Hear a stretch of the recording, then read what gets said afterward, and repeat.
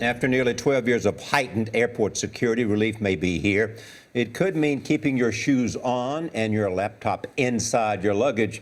Our senior correspondent, John Miller, is back with us. John, good morning. Good morning. So TSA is expanding the pre-check program. They want to go from the 40 existing airports to 60 more, bringing it to 100. 15 million passengers are already members of pre and have enjoyed those benefits. Isn't this a no-brainer?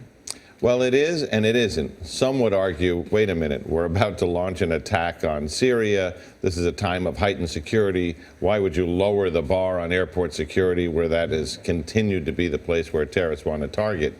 But TSA doesn't look at it that way. How do they look at it? Well, they look at it in that this is actually, and this is strange to say on the face of it, that they're actually increasing security.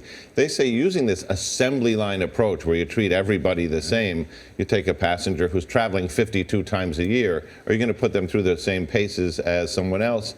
What they do is they're increasing the behavioral detection officers, the use of dogs, the use of intelligence, the use of data from the ticketing system to say, who do we need to look at twice and who can we move through because they're here every day? So are they looking for behavioral markers? Because I got stopped the other day. They said it was a random screening where I was just pulled out of line.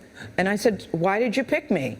Well, there's a lot of suspicious stuff about you that I've been meaning to talk to you about. I did look a hot mess that day. I get it. I get it. But I was wondering. It's a couple of things. One part of it is random, which is even if you're in TSA pre, yes, every fourth time you're not going to go through it because they don't want people gaming the system and say, well, if I'm a terrorist and I'm just in pre, I know it'll work. So they move it around that way. But they also use the behavioral detection officers who are watching the people in line.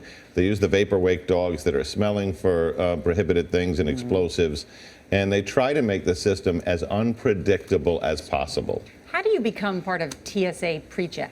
So you have to join up, you fill out a big application. You guys are laughing, but most people at home are like, what are you talking about? What is TSA PreCheck? I thought you didn't have it and you were interested in getting it. I actually don't have it. I don't have it. Well, you know, I travel all the time and I don't either. Why not? But they're doing something interesting now, which is they take people out of line and they put them in pre.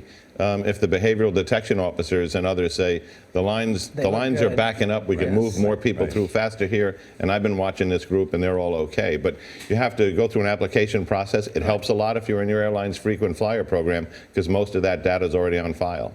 Okay, thanks, John. It's just It filling can out really make a paperwork. difference if it's a very, very I was busy told you had to time. go somewhere in is. person, but maybe you guys know somebody.